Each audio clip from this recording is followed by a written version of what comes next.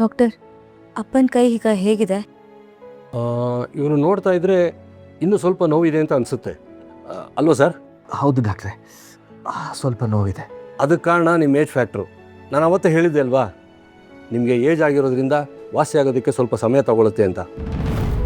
ಹೆಚ್ಚು ಕಮ್ಮಿ ಇನ್ನೊಂದು 6 ತಿಂಗಳಾದರೂ ಬೇಕು ನೀವು ನಾರ್ಮಲ್ ಆಗೋದಕ್ಕೆ. ನೋಡಮ್ಮ, ಅಲ್ಲಿವರೆಗೂ ಇವ್ರನ್ನ ತುಂಬ ಹುಷಾರಾಗಿ ನೋಡ್ಕೋಬೇಕು, ಆಯಿತಾ? ಹಾಗಾದರೆ 6 ತಿಂಗಳವರೆಗೂ ನಾನು ಈ ಕೈ ಮೇಲೆ ಕೆಲಸ ಮಾಡೋ? ನೋ ನೋ ನೋ ನೋ ನೀವು ಯಾವ ಕೆಲಸನೂ ಮಾಡೋ ಹೋಗಿಲ್ಲ. ಆ ಥರ ಏನಾದ್ರು ಆದರೆ ನರ್ಸ್ಗೆ ಎಫೆಕ್ಟ್ ಆಗಿಬಿಟ್ಟು ಬೇರೆ ಪ್ರಾಬ್ಲಮ್ ಶುರುವಾಗುತ್ತೆ. ಅಲ್ಲ ಡಾಕ್ಟ್ರೆ, ನಾನು ಹೊಸದಾಗಿ ಗರಾಜ್ ಶುರು ಮಾಡಿದ್ದೀನಿ. 6 ತಿಂಗಳು ನಾನು ಕೆಲಸ ಮಾಡೋ ಹಾಗಿಲ್ಲ ಅಂದರೆ ತುಂಬ ಕಷ್ಟ ಆಗುತ್ತೆ. ಬೇಗ ಗುಣ ಆಗೋ ಹಾಗೆ ಏನಾದರೂ ಬೇರೆ ದಾರಿ ಇದೆಯಾ ಡಾಕ್ಟ್ರೆ? ಡಾಕ್ಟರ್, ಫಿಸಿಯೋಥೆರಪಿ ಏನಾದರೂ ಮಾಡಿಸಿದ್ರೆ ಬೇಗ ಗುಣ ಆಗ್ಬೋದಾ? ಅದರಿಂದ ಸ್ವಲ್ಪ ಯೂಸ್ಫುಲ್ ಇದೆ, ಆದರೆ ಅದರಿಂದಲೇ ವಾಸಿ ಆಗುತ್ತೆ ಅಂತ ನಾನು ಗ್ಯಾರಂಟಿ ಕೊಡೋದಿಲ್ಲ. ನಾವೇನೇ ಟ್ರೀಟ್ಮೆಂಟ್ ಕೊಟ್ಟರು ಇವರು ಮೊದಲಿನ ಥರ ಆಗೋದಕ್ಕೆ ತುಂಬ ಸಮಯ ತಗೊಳುತ್ತೆ. ಆಮೇಲೆ ಇವರು ಮೊದಲಿನ ಥರ ಹಾರ್ಡ್ ವರ್ಕ್ ಎಲ್ಲ ಮಾಡಬಾರ್ದು. ಬೇಕು ಅಂದರೆ ಸ್ವಲ್ಪ ದೈನಂದಿನ ಸಣ್ಣ ಪುಟ್ಟ ಕೆಲಸಗಳನ್ನ ಬೇಕಾದ್ರೆ ಮಾಡ್ಬೋದು. ಅದನ್ನು ಕಂಟಿನ್ಯೂಸ್ ಆಗಿ ಇವ್ರು ಮಾಡೋ ಹಾಗಿಲ್ಲ, ಅವಾಗವಾಗ ರೆಸ್ಟ್ ಕೊಡ್ತಾ ಇರಬೇಕು. ಇಲ್ಲ ಅಂದರೆ ಏನಾಗುತ್ತೆ, ನರ್ವ್ಸ್ ಮೇಲೆ ಎಫೆಕ್ಟ್ ಆಗಿಬಿಟ್ಟು ಹುಷಾರಾಗೋದಕ್ಕೆ ತುಂಬ ಸಮಯ ತಗೊಳುತ್ತೆ. ಹಾಗಂತ ನೀವು ಭಯ ಪಡಬೇಡಿ, ನೀವು ರೆಸ್ಟಲ್ಲಿದ್ದರೆ ಆದಷ್ಟು ಬೇಗ ಹುಷಾರಾಗ್ತೀರಾ, ಓಕೆನಾ?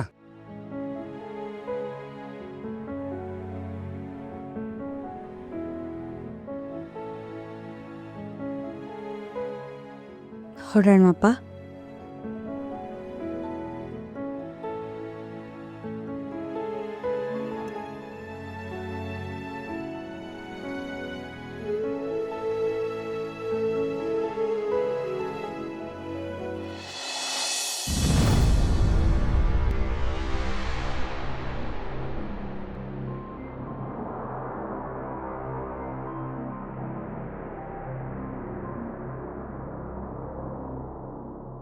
ಸದ್ಯ ನಾನು ಸಿಕ್ಕಾಕೊಳ್ಳಿಲ್ಲ, ನನ್ನ ಮೇಲೆ ಅನುಮಾನನೂ ಬರಲಿಲ್ಲ.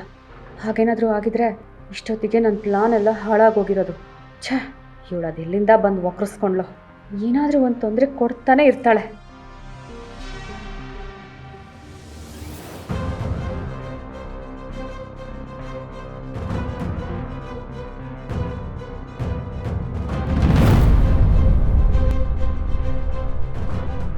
ಇಲ್ಲೋ ಯಾಕಮ್ಮಿ, ಏನು ಯೋಚನೆ ಮಾಡ್ಕೊಂಡು ಒಬ್ಬಳೇ ನಿಂತ್ಬಿಟ್ಟಿದೆಯಾ? ರೀ, ಈ ಭಾವನದ ಅತಿ ಆಯ್ತು ಅಂತ ನಿಮ್ಗೆ ಅನ್ಸಲ್ವಾ? ಮಾವ ಹೇಳ್ದ ಹಾಗೆ ಇವಳಿ ಮನೆಗೆ ಬಂದಮೇಲೆ ಇಷ್ಟೆಲ್ಲ ತೊಂದರೆ ಆಗ್ತಾ ಇರೋದು. ಅಟೆನ್ಷನ್ ಸೀಕರ್ ಅವಳು. ಅಂದರೆ ಎಲ್ರ ಗಮನ ನನ್ನ ಮೇಲೆ ಇರಬೇಕು ಅಂತ ಈ ರೀತಿ ಎಲ್ಲ ಆಡ್ತಾಳೆ ಅನ್ಸುತ್ತೆ. ಕೆಲ್ಸದವರು ಇವಳ ಕಡೆಯಿಂದ ಕೆಲಸ ಬಿಟ್ಟು ಹೋಗಾಗಾಯ್ತು. ಪಾಪ ಹೇಗೋ ಕಷ್ಟಪಟ್ಟು ದುಡ್ದು ಜೀವನ ಸಾಗಿಸ್ತಾ ಇದ್ರು. ಇವಳು ಅವ್ರ ಬಾಯಿಗೂ ಮಣ್ಣು ಹಾಕಿದ್ಲು. ಅಲ್ಲ, ಇಷ್ಟೆಲ್ಲ ಅನುಮಾನ ಪಟ್ಟರೆ ಯಾರೇ ಇರ್ತಾರೆ? ನೋಡಮ್ಮಿ, ನೀನು ಸುಮ್ಮನೆ ಭಾವನವನ ಮೇಲೆ ಅನುಮಾನ ಪಡಬೇಡ. ಅವ್ರು ಏನೇ ಮಾಡಿದ್ರು ಒಳ್ಳೆ ಉದ್ದೇಶ ಇಟ್ಕೊಂಡೆ ಮಾಡಿರ್ತಾರೆ. ಈ ಮನೆಗೆ ಒಳ್ಳೇದಾಗಲಿ ಅಂತಲೇ ಮಾಡಿರ್ತಾರೆ. ರೀ, ಹಾಗಲಕಾಯಿಗೆ ಬೇವಿನಕಾಯಿ ಸಾಕ್ಷಿ ಅನ್ನೋ ಹಾಗೆ ಅವಳು ಪರ ವಹಿಸ್ಕೊಂಡು ಯಾವಾಗಲೂ ಮಾತಾಡೋಕೆ ಬರಬೇಡಿ ನೀವು. ಇವಳು ಬರೋಕ್ಕೆ ಮುಂಚೆ ಸಿಂಚನ ಪ್ರೀತಿ ಮಾಡಿ ಓಡ್ ಹೋಗಿ ಮದುವೆ ಆದ್ಲು ಅನ್ನೋದು ಬಿಟ್ಟರೆ ಬೇರೆ ಏನ್ರಿ ತೊಂದರೆ ಆಗಿದೆ? ಅದ್ಯಾವ ಗಳಿಗೆಲಿ ಈ ಮನೆಗೆ ಕಾಲಿಟ್ಲೋ ಏನೋ, ಒಂದಲ್ಲ ಒಂದು ಸಮಸ್ಯೆ ಬರ್ತಾನೆ ಇದೆ.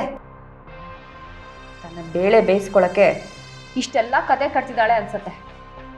ಅಲ್ಲ ರೀ, ಇಷ್ಟು ವರ್ಷ ನಮ್ಮ ಕುಟುಂಬಕ್ಕೆ ತೊಂದರೆ ಮಾಡದೇ ಇರೋರು ಇವಳು ಬಂದಮೇಲೆ ಅದು ಹೇಗ್ರೆ ಉಟ್ಕೊಂಡ್ಬಿಡ್ತಾರೆ? ಎಲ್ಲರೂ ಹೇಳಲ್ವಾ ಇವಳು ಕಾಲ್ಗುಣ ಸರಿ ಇಲ್ಲ ಅಂತ?